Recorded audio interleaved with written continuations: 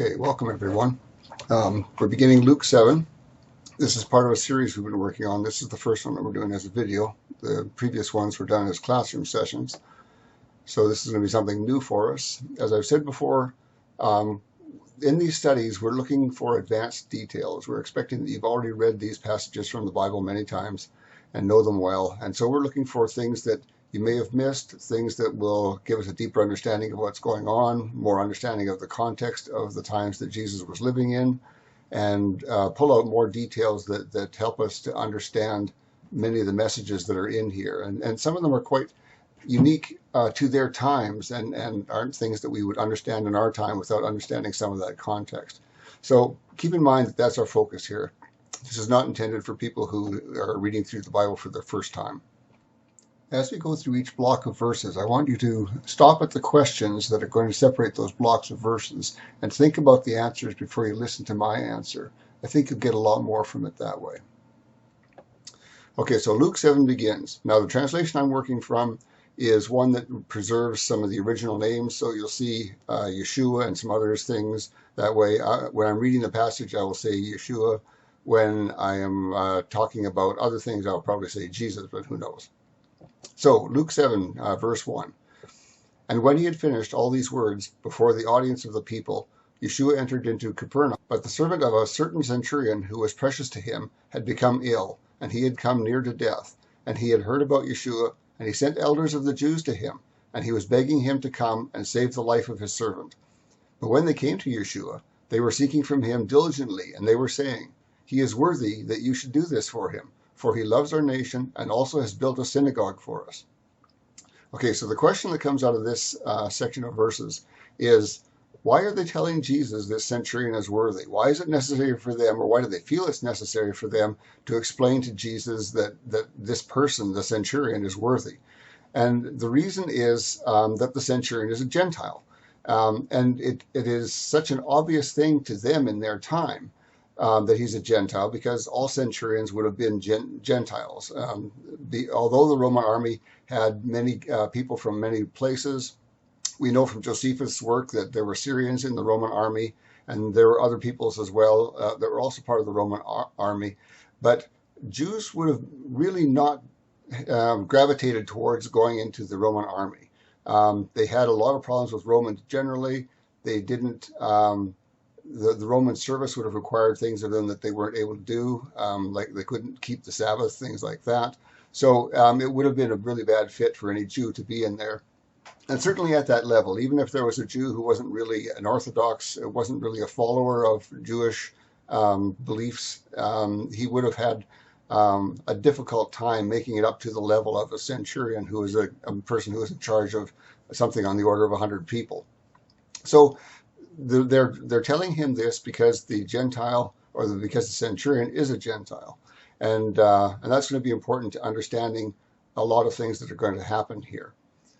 So we'll go on to verse 6 then.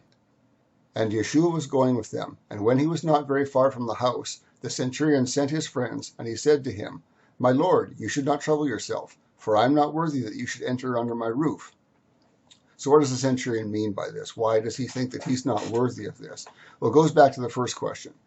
He's a Gentile, and understanding Jewish law from the Old Testament makes it very clear that the Jews were not to hang around with Gentiles.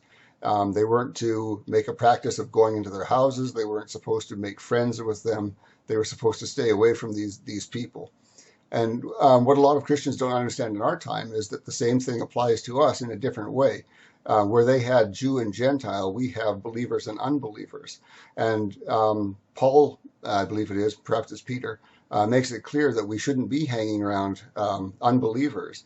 Not that they are somehow less than us, but because the things that they do will become the things that we do if we hang around with them too much. And so it's for our own sake, as it was for the Jews. They weren't to hang around with the Gentiles, because the things that the Gentiles do are the things that they would start to do and shouldn't be doing.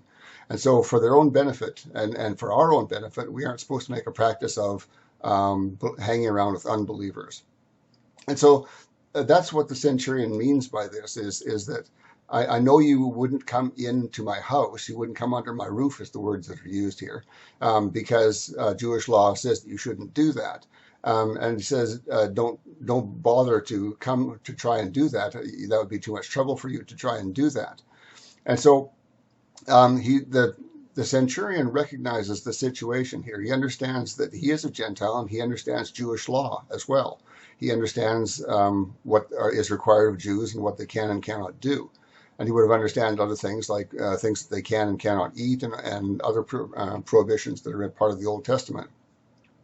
So continuing on with verse 7 then, and this is still the centurion's messengers speaking for him. And remember that these messengers are Jewish elders that he has sent. These are people that he works with, who the centurion has asked to speak on his behalf to convince Jesus that he should look into this problem that the centurion is having.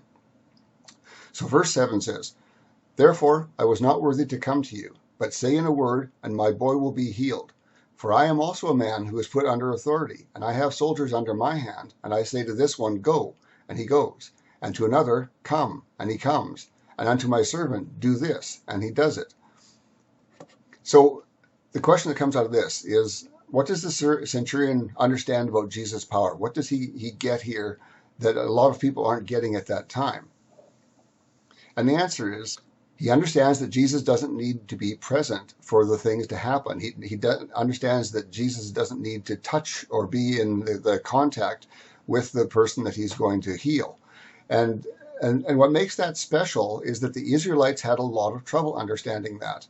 The Jews in Jesus' time were having that problem, and the Israelites back in the desert days were having trouble understanding that as well. And for the same reason, they couldn't get away from the physical aspect of understanding that it was Moses. Now, this is back in the Israelite time, obviously.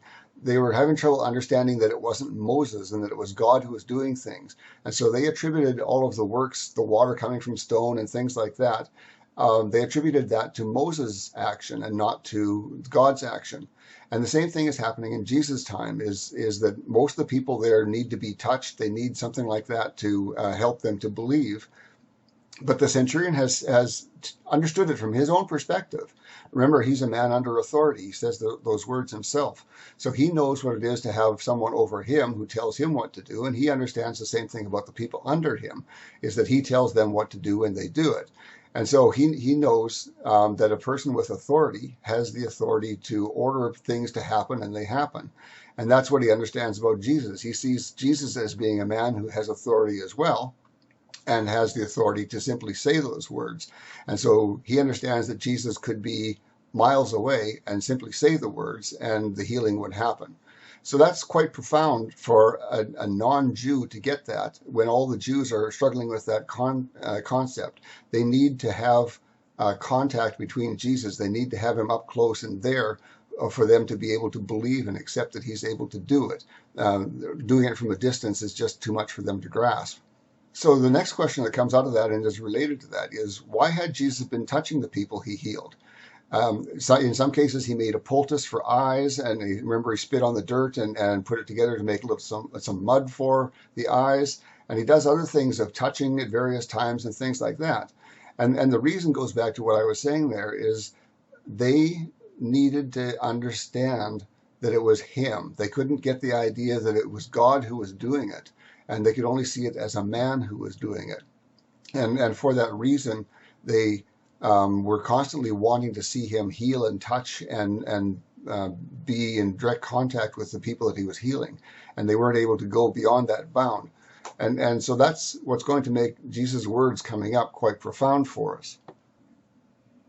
Okay, in verse 9, Jesus hears the words of the message from the centurion about authority and who has authority and what you can do with authority. So verse 9, "But when Yeshua heard these things, he was amazed at him. And he turned and he said to the crowd that came after him, I say to you that not even in the house of Israel have I found faith like this. And those who had been sent returned to the house, and they found that the servant who had been sick was already well." So question 5 comes out of these verses. And that is, how do you think the crowd felt about what Jesus said about the faith of the Samaritan? Well, they couldn't have felt very good about that. It was pretty much a slap in their faces. indicating how little faith they have. But to us, the deeper message is that God's power is not limited by space and time, the presence of anybody. He works in his own ways and is independent of those sort of things. And that's what Israel was struggling with. They could only see things in terms of somebody touching, somebody doing something to another person. And that was their limitation. And they suffered from that in the past, and they would continue to suffer from that in the future. So that takes us to verse 11.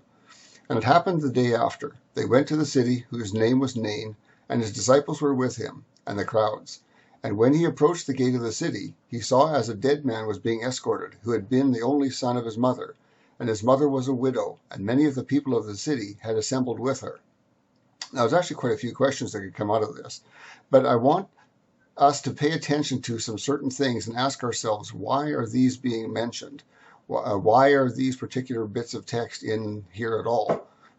I find that's an important thing to look for when studying the Bible, looking for those little bits of text that really aren't necessary in the place that they are, and yet there they are, and they must be conveying some information that we need to know. And very often it points to some very deep and important aspects of the verse.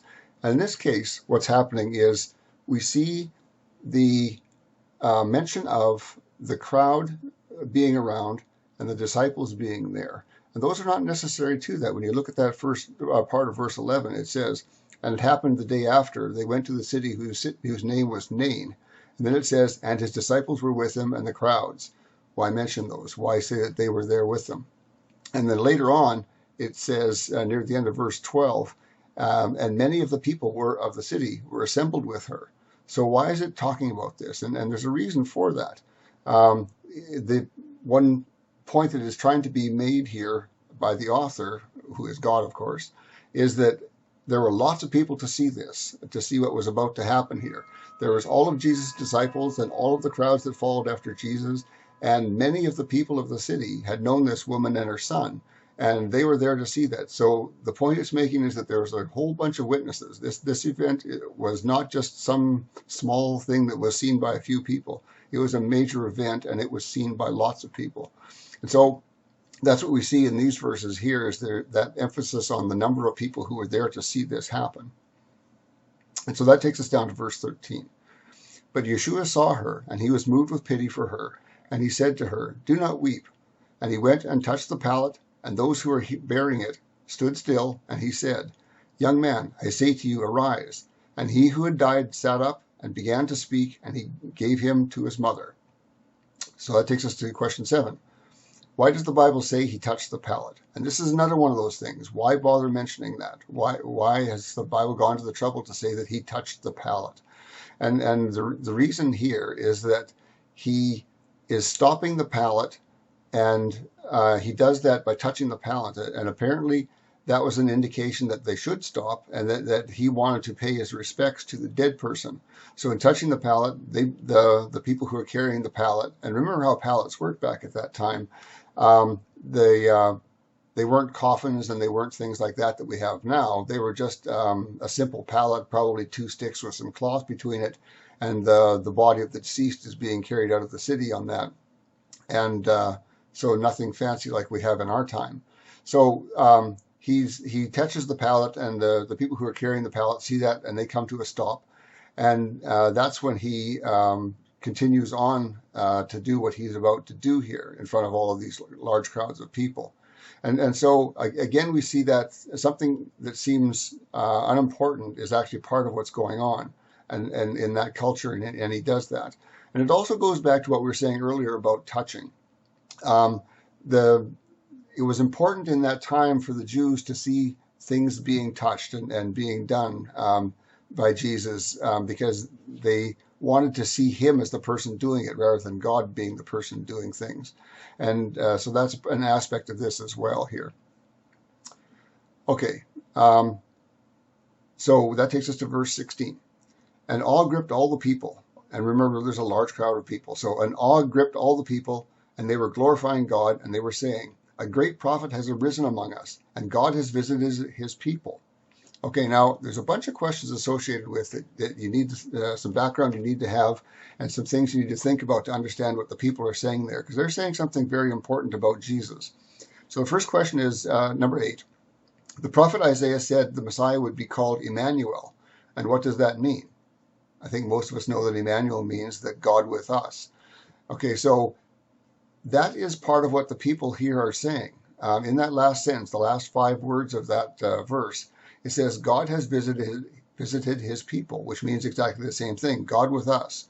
So they are saying this is an fulfillment of what had been said earlier about Emmanuel by Isaiah. Okay, now keep that in mind while we look at question 9, and that is, God spoke face to face with Moses, and Moses had said that there would be a prophet like him who would come, and the people should believe that prophet. So what are the people recognizing in the words that they say here? And the words that they say are, a great prophet has arisen among us. So what they are doing is they are recognizing that Jesus is that great prophet that Moses spoke about. And so together, these 2 questions, 8 and 9, are showing us something about what the people understand from what this miracle is, raising a man from the dead. And they are understanding that this man is the prophet that Moses had said was going to come, who was a man who would speak face to face like God as Moses did, and also that he is Emmanuel, he is God with us. And so that's quite something that the people would say this and recognize this. Verse 17. And this word about him went out in all Judea and in all the region that was around them. And his disciples revealed all these things to Johanan, who was John the Baptist. And Johanan called 2 of his disciples, and he sent them to Yeshua, and he said, Are you the one who was coming, or are we waiting for another? And they came to Yeshua, and they were saying to him, Johanan the baptizer has sent us to you. And he said, Are you the one who was coming, or are we waiting for another? So that brings us to question 10 now. Where is John at this time? Well, I think probably most people here will remember that John the Baptist was in jail at this time for some things that he'd said about Herod and Herod's wife. And that ultimately what was going to happen to him in the not too distant future was that he was going to be beheaded in prison. And so why is he asking this question? Why is he asking, are you the one that we are expecting, or are we waiting for somebody else? And the problem is kind of a multifaceted problem here. The Jews at that time were expecting a Messiah who was not like the Messiah that Jesus was. They were expecting and wanting a conquering king, because they hated the Romans and they wanted to be free of them. And so what they wanted for a Messiah was a conquering king. And so they had kind of selectively interpreted Isaiah's prophecies about a coming king who would free them, and had ignored the part that Isaiah had said about a suffering servant who would come first. And as a result of that, they were expecting the wrong kind of Messiah at that time. And the problem there is that John is also like them. He was raised in that culture, and so he believed the same sort of things. He's expecting somebody different from what Jesus is, and he sees a Messiah who is meek and mild and who is healing people. And so it's not what he's expecting. And so he's kind of curious if there's a second Messiah coming. And that's not an uncommon belief to have. In that time, because there was some talk about a Messiah who was born in Bethlehem and a Messiah who would come out of Egypt, there was some doubt about whether there was just one Messiah that was being talked about by Isaiah. And that continues to today. There are still many Jews who are wondering that same question about whether there are 2 Messiahs coming or whether there is just one who is somehow both of these things. Now, as Christians, we understand that the Messiah was the fulfillment of both of those. He came out of Egypt and he was born in Bethlehem. So that's not a problem for us. But getting back to John now, we see John in prison, his life hanging by a thread, wondering exactly why things aren't the way he was expecting them to be, and a little disenchanted by the whole experience. I imagine that he was expecting that he would be one of the people who would see the Messiah come to power in Jerusalem, but that wasn't going to be the way it was. So that's what John's situation is there. So Jesus answers his question now, beginning in verse 21, and the verses say, But in that hour he healed many from diseases and from plagues and of evil spirits, and he gave sight to many blind people. And Yeshua answered and said to them, Go tell Johanan everything that you have seen and that you have heard, that they who were blind are seeing, and they who were lame are walking, and they who were lepers are cleansed, and they who were deaf are hearing, and they who were dead are raised, and those who are poor are given good news.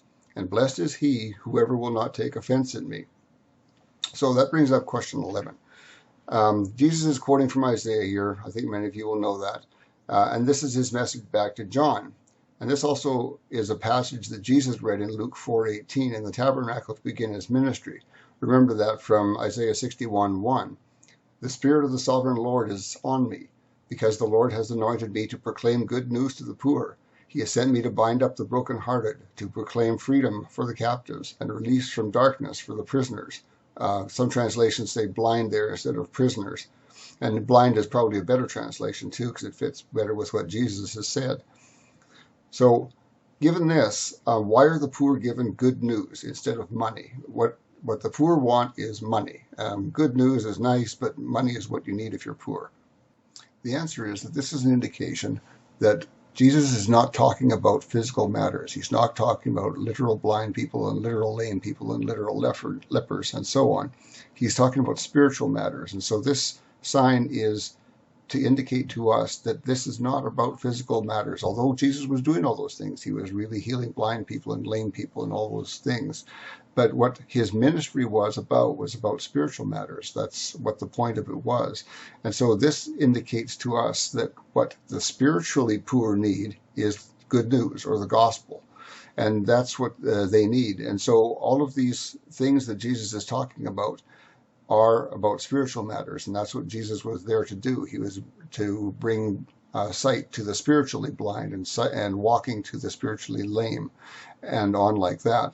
So that's our indicator in there that that's not really all that there is to it. Although Jesus was doing all of those things, what his real purpose was were spiritual matters. So the next question, question 12, is why is this the right message to send back to John? And it's the right message to John because John was himself the fulfillment of prophecy, Isaiah's prophecy, in fact. And in doing that, John knew what he was. If you remember back to John's ministry as detailed in the Gospel of John, John the Baptist was there to make straight the plains and the hills and to make straight the paths and all of those preparatory work for Jesus to come. And so he understood when they asked him that he was that person that prophecy had spoken about who would be doing these things in preparation for the coming Messiah. So he understood what he was in prophecy, and so Jesus' answer is essentially, I also am fulfilling prophecy, so don't worry about this. You see the signs here, the prophecy is being fulfilled, everything is as it should be, although it might be not the way John was expecting it to be. And so that's his message back to John. But he also says something particularly special at the end there. He says, and blessed is he whoever will not take offense at me. So the message there is, don't be offended by what you see me doing. Don't worry about this. Everything is under control. God is taking care of all of this. And so his two answers are, don't worry. This is, I am fulfilling prophecy. Everything is taken care of. And don't be offended at me, although I might not be what you expect me to be. I'm still what God wants me to be, and I'm doing that thing. So if any of you were watching the video closely, or maybe not even that closely at all, you probably noticed that a pair of headphones appeared on my head for that last segment, and they're gone again. Obviously something I need to work on a little bit. Okay. So this brings us to verse 24. But when the disciples of Johanan left, he began to say to the crowds about Johanan, what did you go out to the wilderness to see? A reed being shaken by the wind? But what did you go out to see? A man who is clothed in soft garments? Behold, those who are in glorious clothing and in luxury are in a king's house. But what did you go out to see?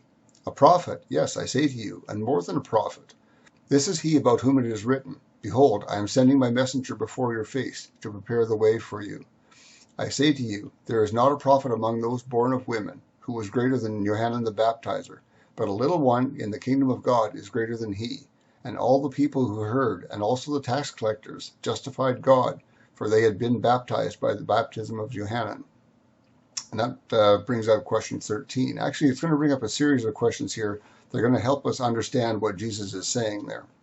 So question 13 says, what does a prophet do? A prophet delivers the words of God to his people, and that's really all that a prophet is doing. But it's important to understand that people tend to think that a prophet is someone who prophesies about the future. And generally, God's words to his people are about the future and what's coming, often in the form of warnings about what they're doing and what's going to come on them if they keep doing that. But that's not the core of it. The core of it is that that the prophet delivers the words of God to his people. As simple as that. So question 14 is, it comes out of what Jesus says here. He says that John was, let me see where it says. He says, there is not a prophet among those born of women who was greater than Johanan the Baptizer. So why is Jesus mentioning not born of women? And I think that's important for us to understand. So the question 14 says, name a prophet who was not born of women. If Jesus is saying that among all of the prophets who were born of women, Johanan was the greatest, then who are the ones who are not born of women? And that's our question here. And the answer might be something unexpected, but angels were also prophets. There were many times in the Bible where angels brought God's message to his people. For example, an angel appeared to Mary to announce the birth of Jesus. And in many other places, angels appear to deliver God's message to his people. So what he's saying there is that excluding angels, Johanan was the greatest of the prophets. Okay, question 15. What is the kingdom of heaven? Jesus refers to the kingdom of heaven there. He says, but a little one in the kingdom of God, or the kingdom of heaven, either way is the same thing. And so we need to understand a little bit about the kingdom of heaven. The kingdom of heaven is something that comes in phases. We're now in the early phase where the Spirit of God indwells us, but only in part. This is a temporary phase that will lead up to the second coming, when we will be completely changed and not be in the same bodies that we're in now. And both of those Jesus refers to as kingdom of heaven. He says the kingdom of heaven is at hand, and then also he talks about the kingdom of heaven as being something in the future that would change and be different again. So the kingdom of heaven occurs in phases. So it's going to be necessary for us to look at what Jesus is saying to understand which phase he's talking about there. And that's question 16. What does Jesus mean when he says, a little one in the kingdom of God is greater than he, greater than John the Baptist?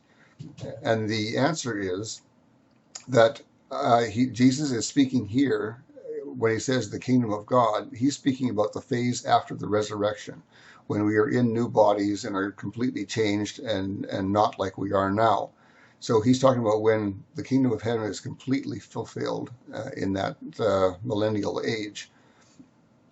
And so he's saying here that Johanan is the greatest of the prophets that were born of women, so excluding angels, but he is the greatest of the prophets, but he's still not anywhere near as great as even a child in the kingdom of heaven. And the message there for us is that is how much different we will be after the resurrection than John is there. So John was the greatest of the prophets, but he is nothing compared to what we will be, what the least of us will be, in fact, after the resurrection. And so that kind of gives us a bit of an understanding of what's going to happen in the resurrection and how different and how changed we will be at that time. And he's measuring, of course, in terms of righteousness. John lived in almost perfect righteousness, did everything that God asked of him. He lived in poverty. He lived in, Jesus talks about his clothing. He didn't wear the fancy clothing of a king. He wore instead camel hair and a belt in the style of Isaiah, and was nothing special in appearance. And he was there to prepare everything for Jesus to come as the Messiah. And so John didn't have an easy life by any stretch. He lived pretty minimally, living on locusts and honey, as we know from other places. And so John was willing to make all of these sacrifices for God and lived a righteous life as well. And so these things were all quite pleasing to God.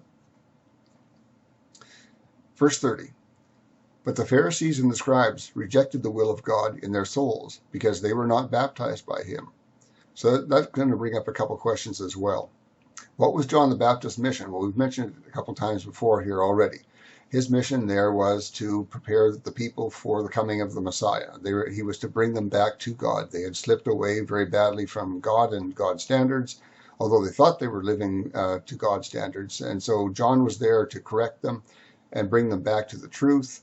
And we remember many places in other Gospels where the things that John had done and said to people were there to teach them what was right, what was wrong, and ultimately that wound up with him being in Herod's prison, expecting that he might not live much longer. So John the Baptist's mission was exactly that, to bring people back to God in preparation for the coming of the Messiah.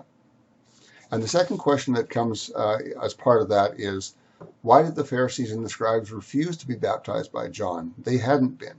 And that was part of the reason that the people were so bad at that time. The Pharisees and the scribes thought that they were wonderful, holy, righteous people who were doing nothing wrong at all. And in fact, they were the worst of the people. But because they believed that they were without flaws, they determined among themselves that they didn't need to be baptized by John. But the people who would humble themselves did and were baptized by John. So that's the message there. Now, Jesus is going to continue on with what he had just said about the Pharisees and the scribes, that they had rejected the will of God because they were not baptized by Yohanan and by John the Baptist. And what he says begins in verse 31. To what, therefore, shall I compare the men of this generation? And what does it resemble? It is like boys sitting in the street and calling their friends and saying, we sang to you, and you did not dance, and we howled to you, and you did not cry. Now, many people struggle to understand what's being said here. And that's what question 19 brings us to. It says, what does Jesus mean by this? Why is he talking about kids in the street calling out to their friends and saying, we sang and you did not dance? And the message here is that Jesus is saying that you wanted me to be a particular thing, a particular way. You had expectations of me. And when I didn't fulfill your expectations of me, you rejected me. And so how does he mean that? He is saying, when you called to me, you expected me to react in a certain way. And when you howled, when you called to me, you sang to me. You did not dance, it says, and we howled to you. You did not cry. So what Jesus is saying is that you did all of these things with me, with expecting me to respond or be a particular way, and I wasn't that particular way. And because of that, you didn't understand who I was, and you rejected me. So continue on in verse 33. For Yohanan the Baptizer came, not eating bread, neither drinking wine, and you were saying, he has a demon.